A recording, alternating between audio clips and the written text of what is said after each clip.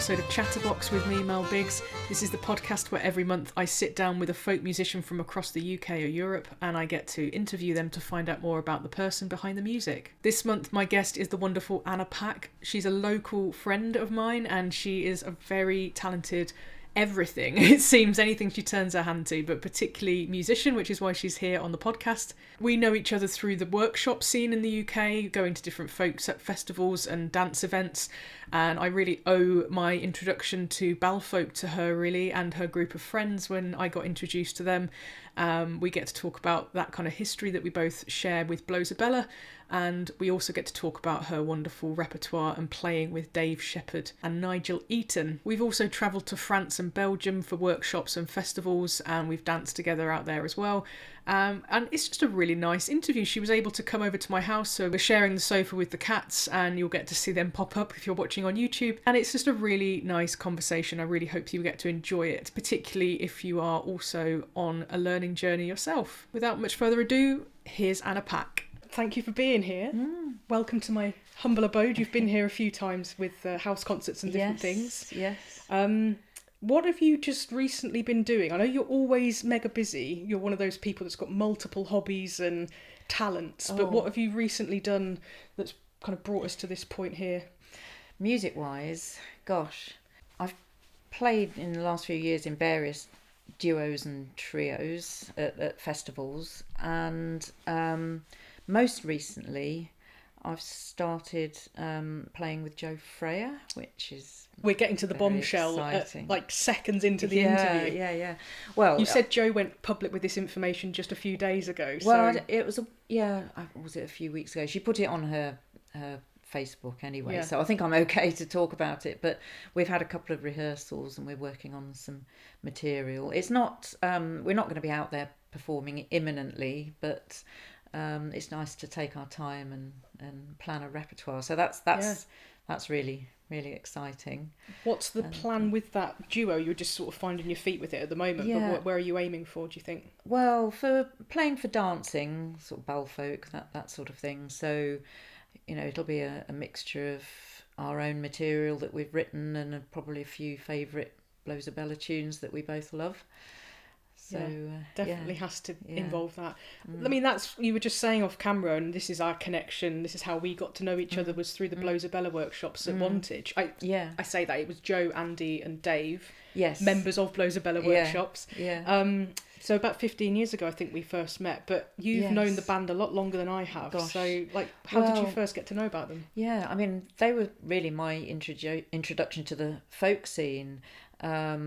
And a friend invited me to go and see go to a workshop weekend that they were organising. This was back in the late 80s, and I didn't know what to expect at all. And so they were running it, but they had some guest bands over from abroad. They had T-Jazz from Brittany, and they had Mara from Australia, who are an amazing Balkan band. And I was just absolutely blown away by the whole weekend. I mean, at that point, I was only doing dancing because even though I had played music as a child, I didn't really have any knowledge of folk music or any instruments really suitable for playing that repertoire. So I just approached it from a dance perspective and went to all the dance workshops, learned all the complicated Balkan and Breton dances. And the time signatures that go with them. Well, yes. I learned how to do a rance step. I learned a mazurka. I learned how to dance a bourrée. All in that weekend. All in one weekend. Wow. And it was all stuff that stuck with me. I was like a sponge. I just absorbed it all, and then I started, going to every event that they did. Oh, hello, we've got another visitor. If you don't want her crawling all over you, we can. That's fine. Because she will leave deposits. little hairy yeah. deposits. That's fine. But yeah, so I started going to a lot of festivals in the UK. So I went to Towersey and Sidmouth. So this was around about, I don't know, 88-ish. And obviously any one-off dances that Blowzabella were playing for, I'd try and get to those when they were within reach. So it was a really exciting time just discovering all this dance repertoire, because I'd never never danced before really, and sort of discovering that I didn't have two left feet. So, but then sadly, Blowzabella split up in 1990, I think it was. And at that point, there was a big move in this country to start up lots of French dance clubs and things to take the place. You know, there was a big gap to be filled. Right. And also I started going to festivals in France, so particularly Saint-Chartier, which had been going for quite a long time at that stage, and a new festival called Hekety, or Le Grand Bal de l'Europe, which I think started around about 1990. I went in 91 for the first time, and that was amazing because I saw lots of other bands. Can you describe what Hekety is for those that aren't aware? Because I only just became aware the last few years. Yeah. Well, I mean, it's very different now. I haven't been since, I think, 1993 was the last time I went. And it was a much smaller festival back then. It took place on a farm.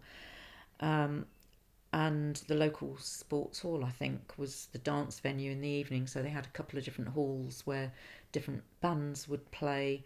And it was an intensive dance workshop festival, so lots of different workshops that you could go to during the day. They had these little stages, sort of little wooden huts set up all over the place with a different, with a little dance floor and different theme, to each workshop. So you could go and learn bourrées from a particular area of France, or you could learn dances from other countries.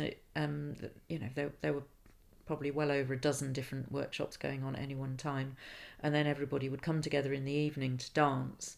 And one of the things they used to do, one night they had what they called the night of 100 bourrées. So the bands would only play bourrées of every type, and you just carried on dancing every possible bourrée that you knew.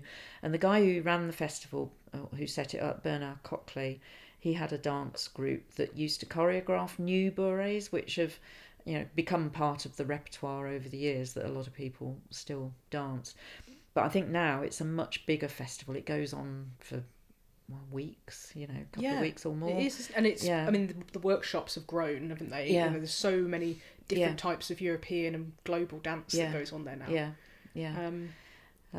But no, it was great fun back in the day. But I struggled with heat exhaustion because camping and and like these 40 degrees, the temperatures and in these little dance huts, with the sun beating down, there was nowhere you could escape into the shade, and so I stopped going because I just couldn't cope with the heat really.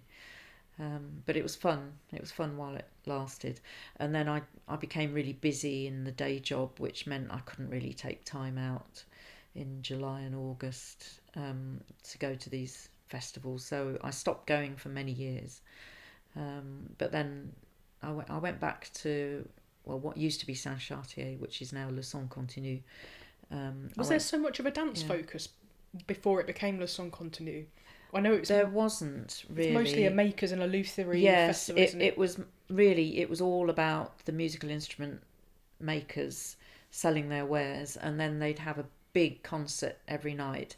But then after the concert finished, about midnight, all these dance stages that were spread around the village, so there was probably about 5 different dance stages, people would just busk and everybody would dance, and it was absolutely heaving. And so there was a big dance focus, because you from midnight till about, I don't know, dawn, or whenever the bakery opened and the cafe, you just dance and dance and dance, and then dance through the village down to the bakery, buy your croissant, take it to the cafe, get your bowl of chocolate, and chocolat chaud, and then dance your way back. And then you just sort of sleep as best as you could do during the day. I mean, it's in essence the version that I went to a couple of years ago, which we were both at. That feeling was still there. It's just a little. There's a bit more structure around it now. There's like 2 main dance stages, isn't there, that are kind of more formal, but then there's loads of those little buff stages. So it was all about buff stages at Saint-Chartier. So you'd never have a band actually booked to play, and it was all acoustic, and it was just wonderful that I just remember the distant buzz of thousands of hurdy-gurdies and bagpipe drones. Yeah, that was the first time I ever saw Bruno Tron as well, was just busking on one of these buff stages. Wow. Yeah. So no, it was a great atmosphere. How do you think, because I know you still continue to go back a lot to different festivals in France as well as in the UK, how does it compare back to when you first got into the scene in the late 80s and early 90s to how it is now? Both, like thinking of Sidmouth and Towersey, R.I.P, it's no longer here, but Sidmouth's changed a lot. Yeah. How about France? Well, France has changed as well, because I think back then Balfolk wasn't a thing really, so everybody danced all the very traditional dances, and especially if you were doing a couple dance, they tended to be probably faster than they are now, particularly mazurkas. But for example, if you were dancing a waltz, you'd be spinning and spinning and spinning, and the whole dance floor would be in sync. It was, you'd be shoulder to shoulder with the next couple, really on a really crowded dance floor, but everybody was spinning in sync and the whole dance floor was rotating like that. And the same thing, with the Scottish or anything. It was like a massive group of people all moving in sync. Whereas these days, Balfolk is much more, individual, sort of expressionistic, and very, very different style of dancing. Can feel like a mosh pit at times as well, yeah. And there wasn't any of that back then. I think that's developed since then. So it is a different feel these days. Workshops is something we both share in that sense of wanting to learn, wanting to dedicate time and brain space to a weekend or a week. We've shared a lot of that time together on music workshops.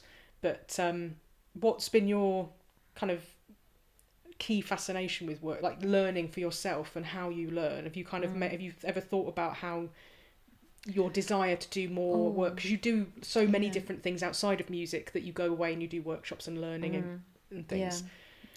What is it for you in that connection between the activity and the learning environment, I suppose?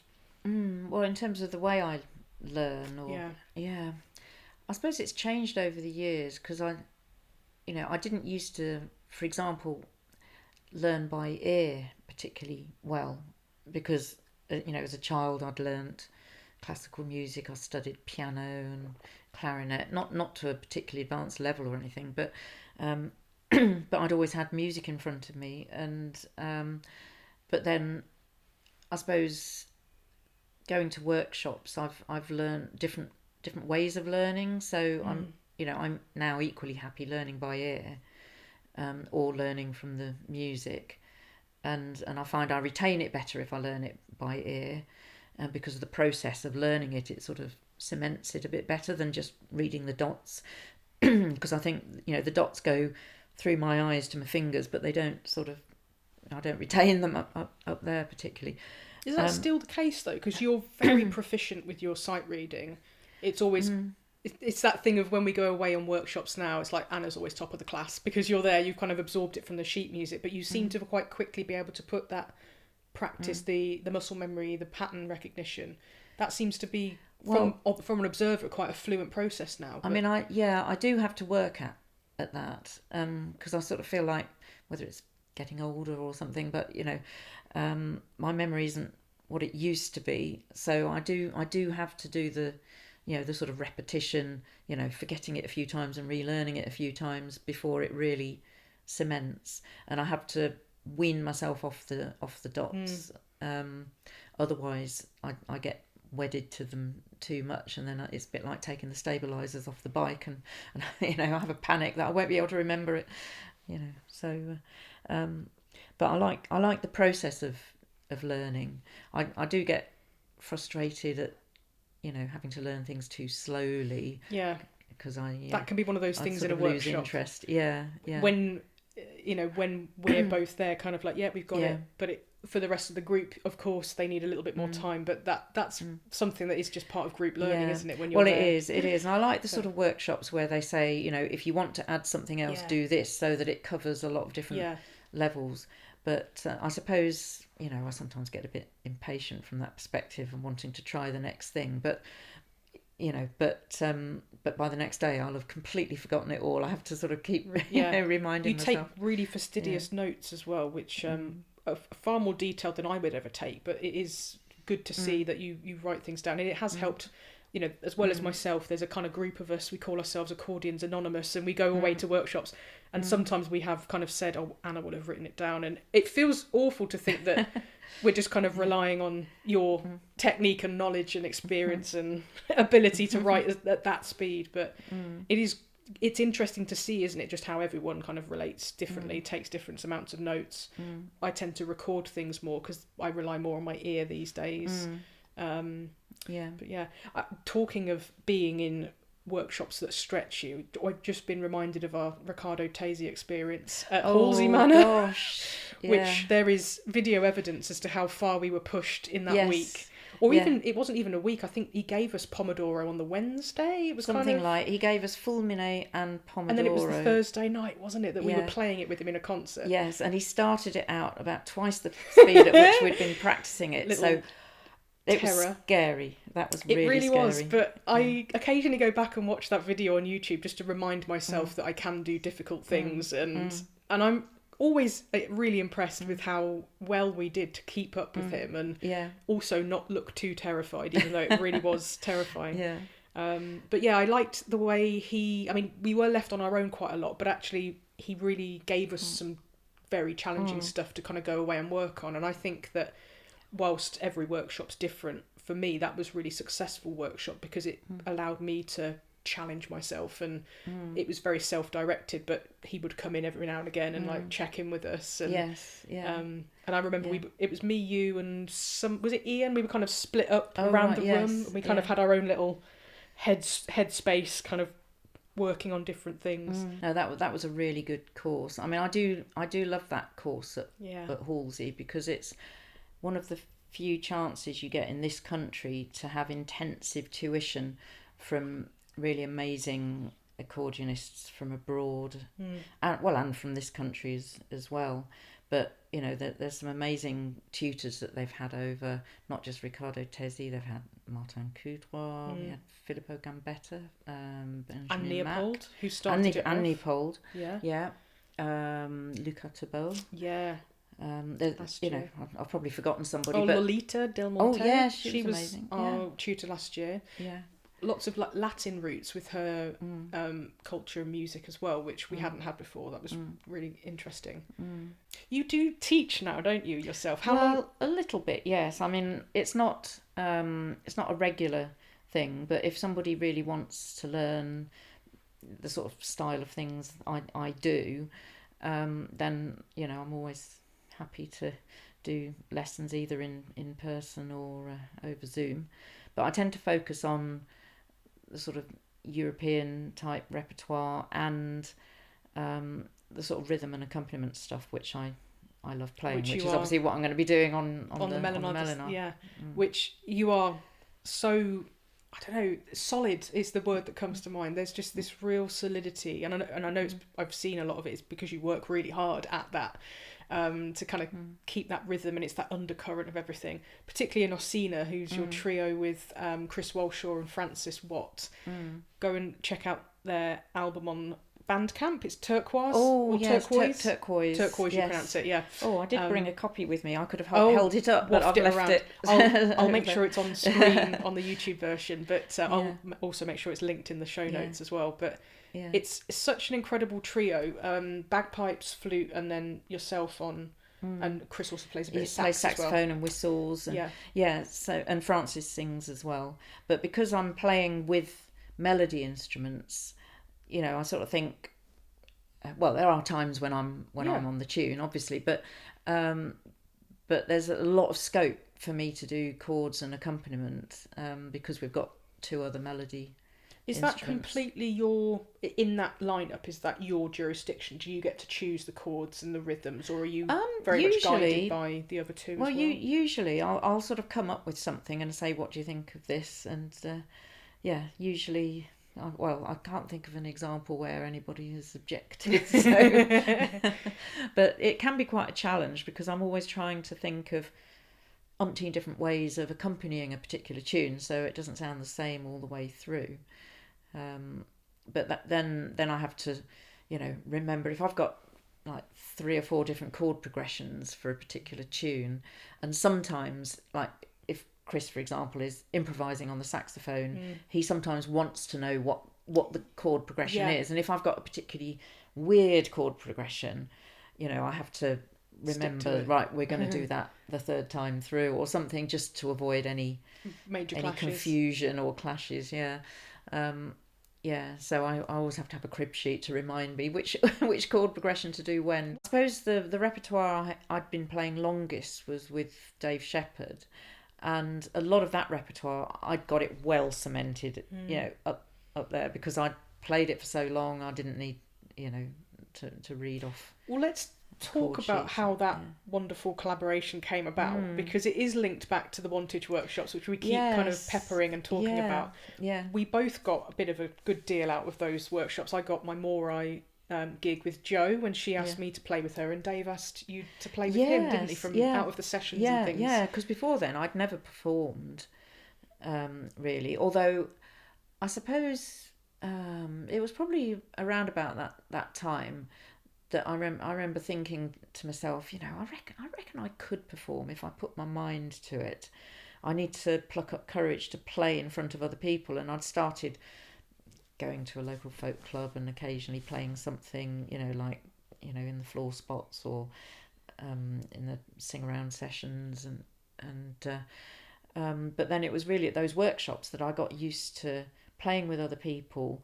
And if it was a tune I didn't know, that's when I first started thinking, well, I don't need to know the tune. I can play some chords or a rhythmic thing, or work out a little riff, or do something, as long as I'm playing something that fits in with the tune, but it doesn't have to be the tune. And I think that's how it came about, because Dave obviously liked my playing style and asked if I'd be interested in being part of a collective of musicians he wanted to get together to play for traditional dance workshops. And at the time I think he was still playing with Becky Price, but then something happened. I think she hurt her back or something and couldn't play, so he actually said, well, actually, do you fancy playing as a duo? And I thought, wow, am I capable of this? I don't know. And one of your heroes asking you to play. You've known of him for so long. Because I'd only ever worshipped Blowzabella on stage before then, and so we started having some rehearsals, and I thought, I really need to make a step change in my playing. So I cleared all my weekends, because I was still working full time in a busy day job, and I'd come home on a Friday night and I'd do about 20 hours practice over the weekend. Wow. And I did that for about 4 weekends or so on the trot, to the point where I could play this repertoire, and I worked out accompaniments and various things. And then we started playing. I think our first gig was at the end of 2014. We did a French dance club in Horsley, followed by Le Grand Bal de Bath. It was the last ever Grand Bal de Bath, sadly. And that was my first ever experience of playing on a stage with a PA, lighting and everything. And honestly, there are some videos on YouTube of it, and I really am rabbit in the headlights. But it went okay. But it was also a bit terrifying, because the other bands who were there that weekend included the likes of Bruno Latron, and I'm thinking, wow. Oh no, I'm playing in front of Bruno Latron. This is scary.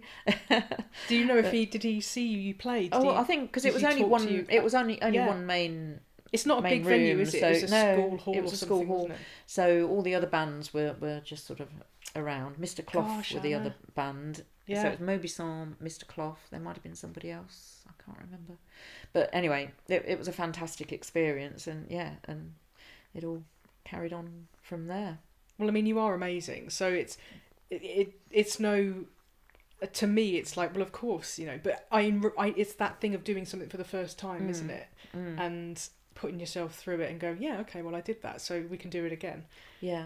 I know it's a bit granular to talk about this, but again, because I'm interested in experiences of different musicians and how that helps people that listen, can you remember specifically any particular thoughts about playing with a PA for the first time, or playing with lights on you and sitting on a stage? Do you remember any of that kind of feeling? Well, and what it was like a slightly out of body experience, because I was thinking, I've never done this before. That's what I had as well. But also, when they said, oh, have you got enough in the monitors? I have not a clue, because you don't realise what difference it makes once you've got a hall full of people dancing and chatting and and my biggest fear is not being able to hear my right hand. I don't mind the bass end, I can always hear that, because the PA is always loud enough, it fills the room, so I can hear what I'm doing. But it's the right hand that I really struggle with, and it makes such a difference when the audience is in there and there's all the ambient noise, and it's also quite disorientating unless the sound's perfect, which it rarely is it? I always find I'm going with like a compromise of okay, well, this is good enough, we'll just go with it. Just a quick editor's note here, just to make sure that there's no sound engineers listening to this that suddenly hate me. I wasn't even thinking of that when I was talking about this, and obviously, full respect to sound engineers, you do work really hard to make sure that we can get the best sound possible. It wasn't a comment about that. I've had some amazing sound engineers over the years, and I know that there are plenty out there, and you all work tirelessly to make sure that we can get the best sound possible. But just what I meant was, sometimes it's just not possible in the gig circumstance, with the time that you've got, with the particular lineup you've got, or there's just some circumstance as to why I felt that the sound wasn't particularly to my liking, but you just had to go with it to get the gig on the road. That's all I meant by that. So apologies to any sound engineers listening that might be slightly offended by this conversation. You can't always hear yourself acoustically, which is what we're so used to hearing when we're practicing. And also, like, you might have your bandmates sat just next door to you, but like you can't hear them acoustically either. So you're always just relying on that foldback sound, which you want it to be perfect as much as it can, but depending on the reflection from the back of the room. I'm smiling because I'm having my arm licked. Oh, well, that's a nice sign. She is friendly like that, but I don't know if she licks other people, so that's a good sign. It can be really disorientating, but I think it's something, and surely you will hopefully say this, you get used to it, even if it's different every gig, but you kind of get used to the fact it's different every gig. And I don't know about you, but I find it's just the feeling of the piece I'm playing, like the patterns really then I'm relying on, because sometimes if I can't always hear myself well, I know I'm feeling it right. What I don't like is if I'm sort of leaping from the lower octave into the upper octave and making sure I hit the right button, first time, and it does help to be able to hear, just to know that you're just to link in the that right place. ear-hand coordination. What was it like playing with Dave? What was it like working with him, putting stuff together? How did his brain work when he approached arrangements and things? Gosh, well, I mean, he was often quite happy for me to come up with my own accompaniments. There were a few tunes where he wanted some particular chord progressions, but we didn't have to do them all the time. But we'd try and chuck them in when we could. But he was generally happy for me to play whatever accompaniments I wanted. But where he'd written a chord progression for a particular tune, like say Rose of Raby or Origin of the World or something like that, I would always try and stick to that rather than doing my own thing. But for anything else, no, it was fairly relaxed. What about repertoire, in the sense of where did you both source repertoire from? Well, I mean, he'd got an encyclopedic repertoire of music, whether it was things he'd written or traditional tunes mainly from France, a lot of bourrées and other repertoire from around France. Is that things because he collected them or read books or travelled obviously extensively? Yeah, I mean, he travelled extensively. I think many years ago he travelled a lot in Brittany and he compiled a Breton tune book. Okay. So that, I mean, we're talking, I don't know, more than 30 years ago, maybe 40 years ago, I don't know. But so he knew a huge amount of Breton repertoire, but he also introduced me to the repertoire from Poitou, Vendée, the sort of things that Jack Boone play, and I think that has become increasingly popular over recent years. But we started out playing a lot of that repertoire. You've also played a lot with Nigel Eaton. You've put a duo together. Yeah, is that still ongoing? We've only done, was it a couple of gigs? They were very specific events. So we did Embouge in London, and then we did the Panards Festival a couple of years ago. And so it's not something we've done regularly, but then again, I don't think Nigel plays that many gigs anyway. But that was really exciting, quite challenging. I remember you putting in hours and hours of time, because he's quite particular about chords, isn't he, actually? Quite particular about the harmonisation, but also he writes a lot of tunes in C minor. Yeah. And I wasn't used to playing in C minor, and neither of my boxes that I performed on had an A-flat bass, which was a bit of a problem in one or two tunes. So, you know, I thought, right, if the occasion ever arises again, I'll relearn them on my new box. Yeah. So, and then maybe be able to just do everything on one box, perhaps. I don't know. Yeah, possibly. Yeah. It's still a work in progress, being able to play in multiple keys on the same box, but you know, I'll get there eventually. Just interrupting this conversation to let you know that there is an extended episode of this podcast if you subscribe to my Patreon, where you'll also find Anna's wonderful Melinar tutorial, where she spends an hour teaching some of her accompaniment techniques and different right-hand chord sequences. It's a really good tutorial. It's a very easy to follow tutorial. I was sat over there on my bed running the tech, and I was kind of playing air Melodeon along with her. It was a really, really solid tutorial. She's fantastic. But also we get to go into a lot more detail on the extended podcast, into Melodeon geekery with all of her different layouts and things like that. Also talking a bit more about her working relationship with Dave Shepherd and just what it was like putting together sets of tunes with him and picking his extensive brains for repertoire. More about Anna's life with dance and how she has evolved as a dancer and where she's learnt to dance along the years. And we share stories about what it was like playing on stages for the very first time, and we go into a bit more detail with that story as well. If you would like to check out my Patreon, there is a 7-day free trial to the Archangel Plus tier, which is where you're going to get everything. You will be able to join Mel's Angels WhatsApp community and be able to share every Sunday something that you're working on and get some really good feedback and positivity. You'll be able to see everything via the link in the show notes, and you'll be able to check out all of the other membership tiers that are available for various degrees of monetary obligation. So please do check that out, and it really helps to support my work with the podcast and my online education. Now back to the interview.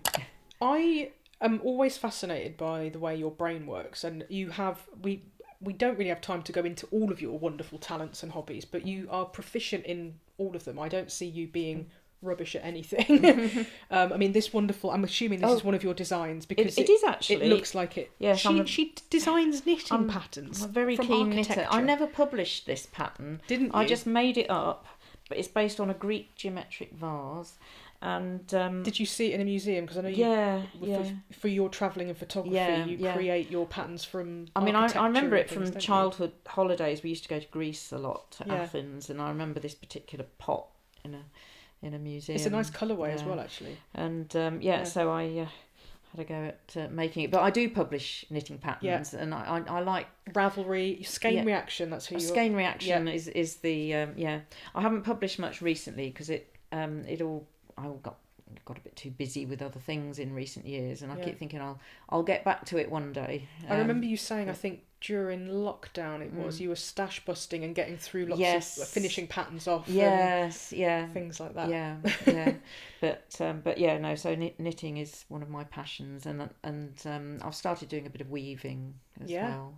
So screen printing, all sort of textile based things I enjoy doing, as well as the music. So I have to try and find time for it all. I want to sort of just, if it's okay with you, talk a little bit about what you did as you've mentioned that you had a full-time job. What did you do? Well, I trained as a chartered accountant originally, so straight from university, with one of the big firms. But then I went out into industry and I specialised in tax, so corporate tax was my thing.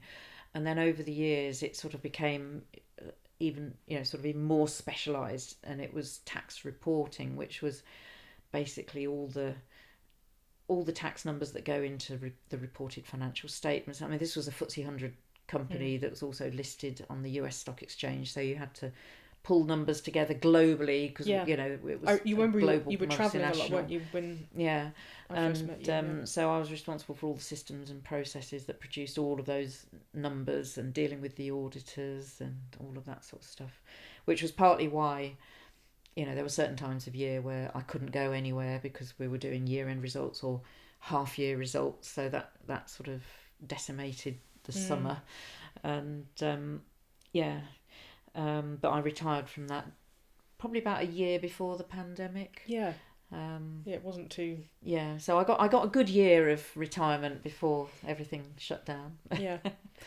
I mean, has maths always been something that you've found easy, or just kind of been intrigued by? Was it a fascination from school, from a young age? I think it was the easiest subject I found at school. It was the one that I had to do the least revision for. I love that, because it was the hardest for me. It never came naturally, but I've always admired people that can. And then I went and did a maths degree. Okay.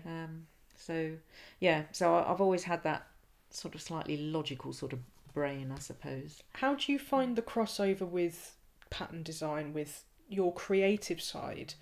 How does the maths brain relate to that? Are you aware of how you make things logical, musically, yarnily? Yes, well, I suppose... when it comes to designing, I do like charts and spreadsheets and working out all the arithmetic, and, because when you, like, if you're grading a sweater or something for multiple sizes, you've got to do a lot of maths, and and also the geometry of patterns and fitting them into a particular shape, and I love architecture. I take a lot of inspiration from architectural patterns.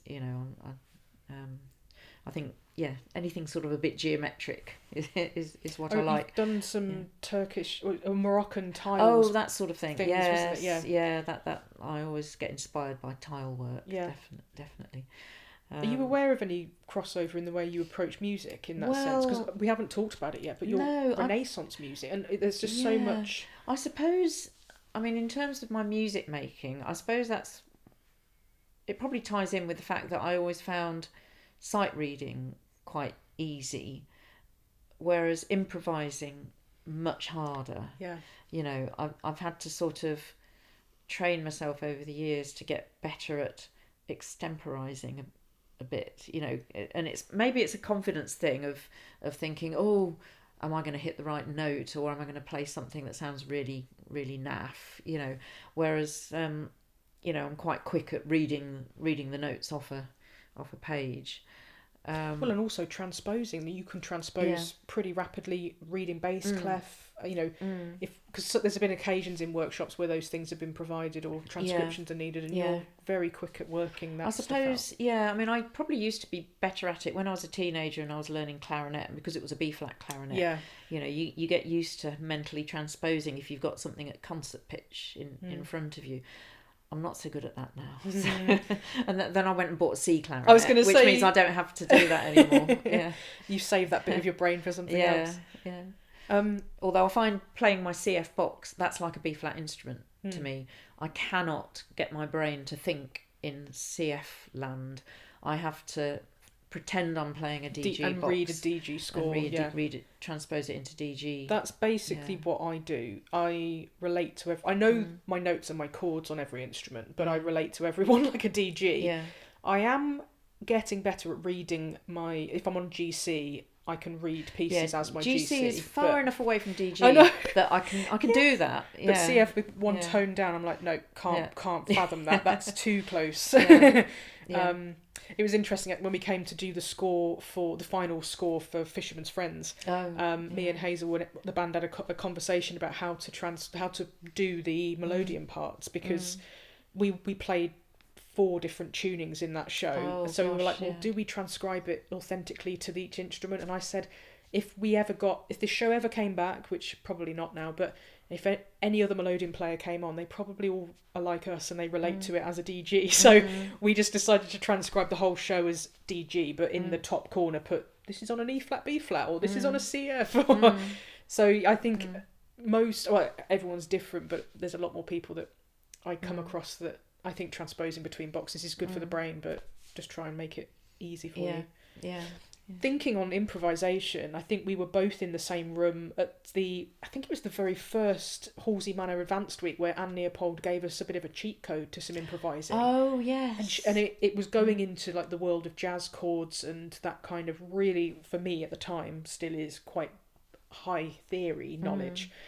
But the way that, harmony of chords kind of relates, it kind of made the idea of music quite four-dimensional to me, the way that kind of key signatures can relate to each other, and certain notes within those key signatures kind of open up doors to borrowing notes from others to give you like Lydian shifts and all sorts of crazy things.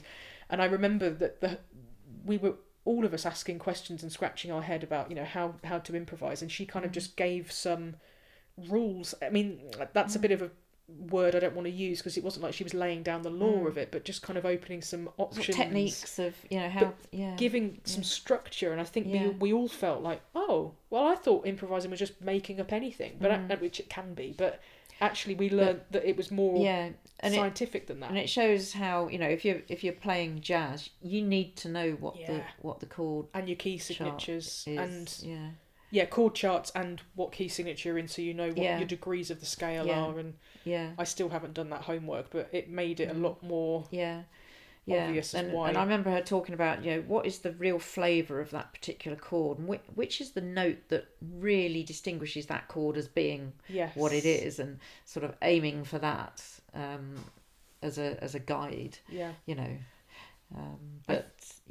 mean, they were really, really good workshops, but I'm still sort of always a bit nervous about trying it out on the fly too much. It's putting yourself out there, isn't it? It is flying by the seat of your pants. It always feels like that. And sometimes you come up with things and you're like, wow, I didn't plan that, but it's quite rare that happens. Normally it's like, and I tend to play it quite safe. I will come up with more of a rhythmical riff than a note riff, so I might just play one note or two notes. Octave jumps are one of my favourite things. Oh right. So like octave jumps in a particular rhythm, I'm safe with that. I feel okay with that. But I'm thinking as well in terms of that particular exercise that Anne taught. It highlighted to me how I hear things in a particular, like hearing firsts and fifths. I don't always hear. What I think of as a first is actually a fifth. I think there's some kind of way my brain's wired that harmony is quite easy for me to access if it's logical. And that also became apparent on the Luca Tabot week that we did. Do you remember those really hardcore listening exercises we did? Yes, that was a wake-up call. It reminded me of my music exams and all the cramming I used to have to do to get through the oral. But it was inversions, wasn't it, I think? So he was playing chords in different inversions, and like we had to identify which note was in which position, and it was just like, oh God. And that, I think, for me really highlighted how scrambled my brain is in terms of first, third, fifth, and anything above that, seventh, 11th, it's just like, it's all just ear training, but it just highlighted how inefficient my ear was in like making it ordered. But it is the sort of thing that you have to practice it. You see, it's like practicing an instrument. You have to train your ear. Because I remember when I did, I used to study recorder, and did all the exams. You were just telling me. I didn't realise you did your diploma as well. I didn't realise you were so. I was really into the early music thing. You still do play as well, don't you? I still do, but not as much as I used to. But I remember having to cram for all the oral tests where you had to listen, to all these pieces of music and say what type of cadence that was. Is it a 4-5-1 or is it something else? And if you're listening to like an orchestral piece, it's not always obvious. It's not like somebody bashing the notes out on a piano, which is much easier to hear. And I had to do quite a lot of practice for that sort of thing. Did that stay with you, would you say, like when you became more into folk music? A little bit, but it's like anything, you have to consciously practice it and listen. And every so often I'll be listening to something, I think, oh, I really like that chord, what is it? And then I sort of have to think about it and work it out from first principles. Oh yes, that's what it was. And I do try and do that occasionally, just to make sure I can still hear things. I have pitch memory. I don't think it's not perfect pitch and pitch memory are two different things, but I think because of all the years of hearing a tuning note in an orchestra, A is always there, so I can kind of relate everything back to that. But so when I'm sat listening to things, if I go to a concert or if there's background music, what I tend to draw to is rhythm. So I'm always trying to play the game of what time signature is this, and that's quite fun sometimes if it's like a odd time or if it's changing. Yeah. And then the next thing I try and do is like, what key signature is this? But that's I'm not so. I can't sure do that. I've never had perfect pitch. But it's just. Oh, one of my cats is locked outside. Let me just go and let her in. Right. With your Renaissance sort of background, where did you start music? We haven't talked about where you started at school and what was already in the house at home. I know you've talked to me a bit about this in the past, but it's interesting to hear from people about their background in how they got started originally. Yeah. Well, I started, like a lot of children do, I suppose, with the piano lessons. I was probably about 7-ish, and I started working my way through the grades. So by the time I was about 10 or 11, I'd only done up to about grade 3. I was working on my grade 4, that was it.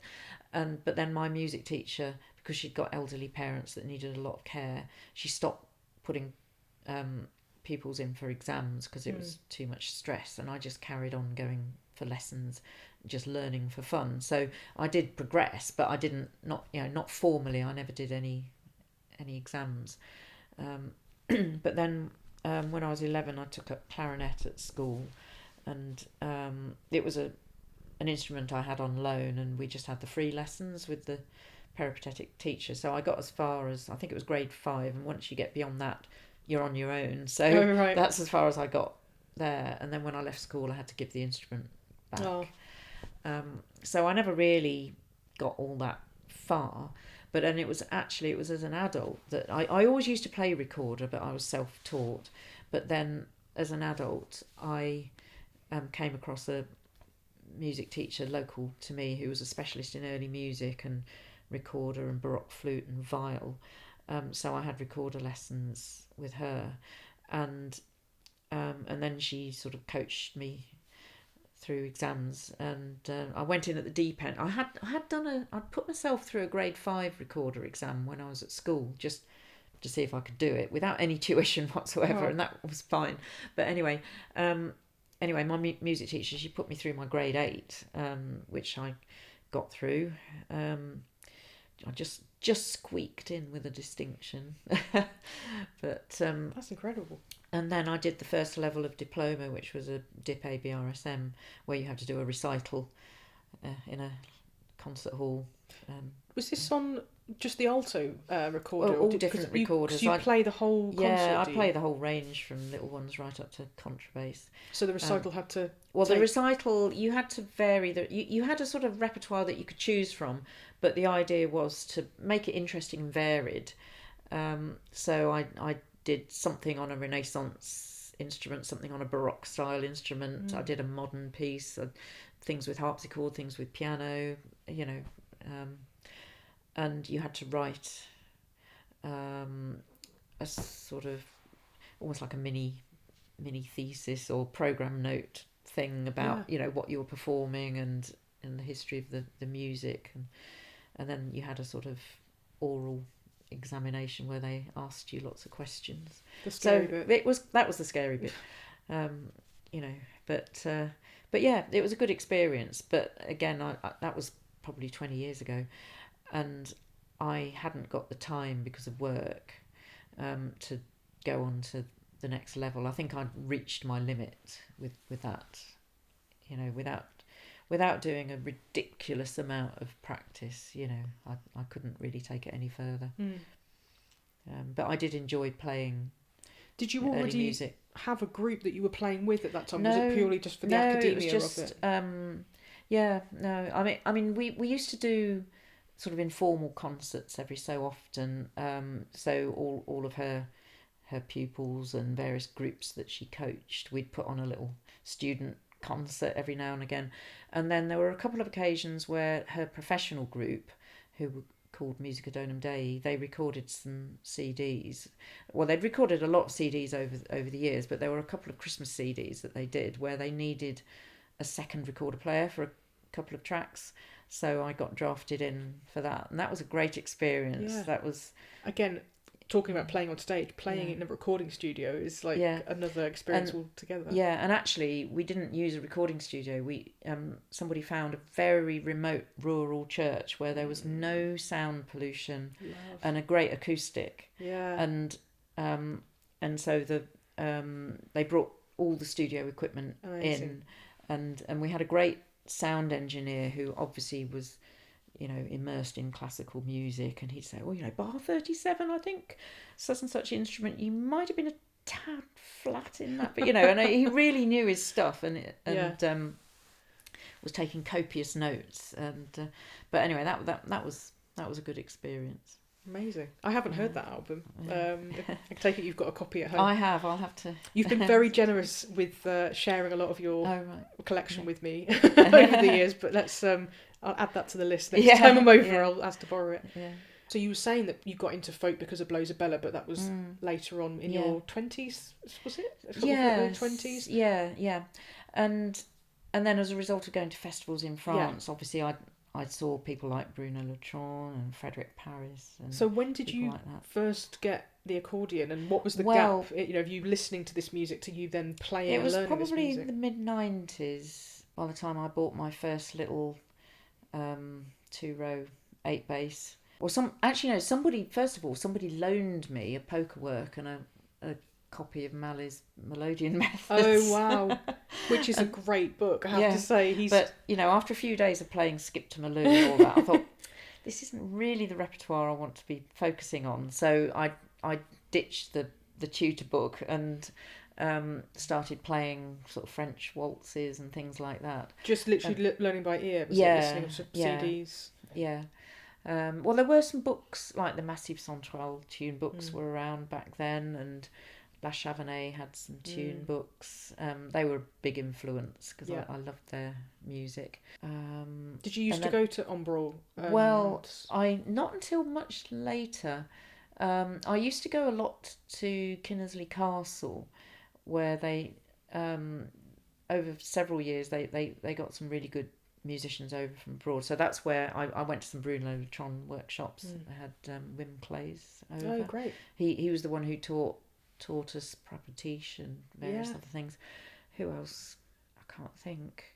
But anyway, there were some great musicians who came over, and the Grand Bal de Bath, they often used to have Bruno Latron and Frédéric Paris there. So I sort of persevered for quite a few years, but then I got increasingly frustrated that I didn't have the range to play the sort of repertoire I wanted to, and I was sort of, I stopped playing for quite a while, or just went to occasional sessions, and then what happened was actually Andy Cutting loaned me a spare Maury, because I was talking to him about the fact that I don't know whether I'd be able to manage a bigger instrument because they're quite heavy, and he said, well, borrow this and see. And I got on with it like a house on fire. And I wrote a few tunes on that as well. And anyway, great tunes. I played that box for a bit and decided, this will do me. And so then the time came, obviously I had to give it back, and get your own. I thought, right, I need to order my own. So that was the first time I went to Castagnari and ordered one. And that was about 2009, 2010, something like that. So that was the time when I sort of first started playing a bit more seriously and learning more varied repertoire. And then a year later, I ordered exactly the same layout, but in a CF box, because I still was frustrated at not really being able to play D minor, G minor so easily, because I hadn't got the right basses and. You can only go so far with using what you've got. Well, that's trying to fake things. It's not as satisfying. Yeah. And then I sort of pushed myself more and started learning a lot more varied repertoire. And then not long after that, we went to those Wantage workshops, and and I hadn't appreciated how soon. I mean, it's 3 years, I think. Between when I met you in 2012 and you getting those boxes, you know, to me, you've always been just such a, a dedicated player and a really flashy player, but without trying to be flashy, but just somebody that, is capable and really does complicated things. I remember the first time you played, what's the name of that bourrée that you wrote, that you played it at that Wantage weekend, and I remember was going, it Roseneath? Yes, I think it was. The first bourrée I wrote, yeah. And it's kind of become a bit of a thing amongst the anonymous crowd, hasn't it? And you've written a lot more since, and it's I just remember going, whoa, but I didn't know your background, and I wasn't brave enough to really talk to you much at that time. I think we were probably both quite shy. But yeah, that's not cat fight. There's not a lot of time. From where I am as a tutor, it kind of takes people a long time to get the basics of the instrument, but it's like you just kind of breathed life into that play. I know you'd had the 2-row-8 bass, so I suppose all of that had kind of settled really. But again, that maths brain, it must have just really clicked with you, and having loved the repertoire for so long, it just finally being able to do it, dedicating hours to practice, which you've always been very good at that. And I had a couple of books, one by Bruno Latran, one by Frédéric Paris, which had all the tablature for the tunes. So it was Bruno's first solo album, Valamé, and it had all the repertoire from that. And a couple of albums by Frédéric Paris. There were books to go with that as well. So I just was that one of them? I think that was one of them, and there was another one, and I can't remember what it was called. And so I spent ages looking at the tablature and the recommended, positions of, which notes to use. So that's how I got into the habit of crossing rows rather than trying to play it all on one row. So I've always had that sort of. I partly because I'm lazy as well. I don't like pushing and pulling if I don't have to, because they're quite heavy boxes. They are, and you've gone even heavier now with your. So I'm more likely to cross the rows than not. So I suppose in those first couple of years or so, I put quite a lot of effort into learning this style. And then it just sort of developed from there. But I still always get this sort of imposter syndrome. I think, oh really? How come I'm here doing this? So I mean, a lot of people have mentioned that on this podcast. I think it affects a lot more people than we let on to each other. But no, it's been a real honour to kind of swat up with you at these events and kind of just kind of feel like, I look up to you in that sort of in an academic sense of how you apply yourself, and I love your music. I love dancing to when you play, which is, I've not had that many opportunities, but I did come to that gig with you and Nigel in London. And then I was at Le Panards when you played with Nigel, and was it the same that you played with Oscina? Were you there? I played 2 years consecutive. Well, I played there several years, because I played a couple of times with Dave Shepherd. I played there with Joe Veal, with Oscina a couple of times as well. So there's just something really unctuous in the way you play. And I remember I was sat there, it was last year, because Toon was there as well, and we were sat at the side chatting, and both Toon was like, "Oh, Anna, she's so good. I love her chords, her rhythm." And so I don't know if that got fed back to you at all. Well, he did say something to me afterwards, and it was like, oh. It's quite incredible, isn't it, when you get the chance to play, and it's not like it just happens that they're in the room, but you get to play in front of people that we've looked up to, and then you get that kind of feedback. That's the thing I find the scariest, is when you see who's in the audience, and I think, oh my goodness, but I mean, your first I don't deserve to be on the same stage as these guys. Your first gig was Bruno Latran, and mad. Incredible. Thank you so much. I think there's so much in there, and as I say, keep saying it, but there's so much we haven't said, but I think that it's just nice to hear what your approach has been, and actually the value in an academic approach. There's always going to be value in that, but it's not just relying on that one way of learning. It's also really getting the ears involved and watching and taking on the full picture of it all, isn't it?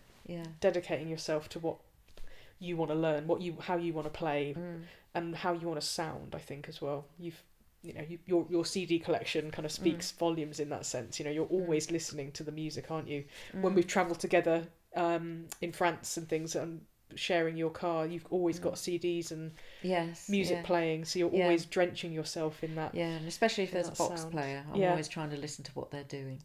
You introduced me to a couple of Andy's old bands, I think. Just before I interviewed him, I wasn't aware of the Breton trio that he was in. I've forgotten the name of now.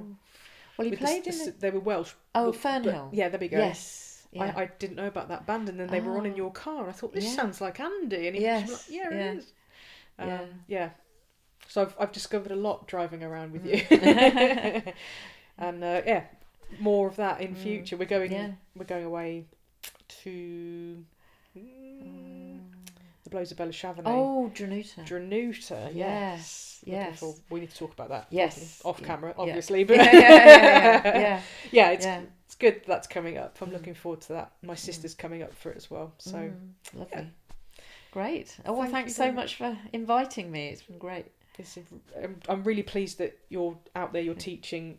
People are booking you for workshop events in their own right now, and more and more people are getting to know about your wonderful music and your approach to it all. I think it's just really special. Another way of doing things and another voice in the Melodeon zone. So it's great. Well, thank you. If you have enjoyed this episode, please don't forget to give it a like on YouTube, give it a comment, leave me a comment down below, let me know which bit you really enjoyed. Leave me 5-star review if you're on a platform that does that. Don't forget you can check out my Patreon for all the extras that you can support this podcast with. And also, I've never really asked for this, but I know it makes a difference to the data analytics.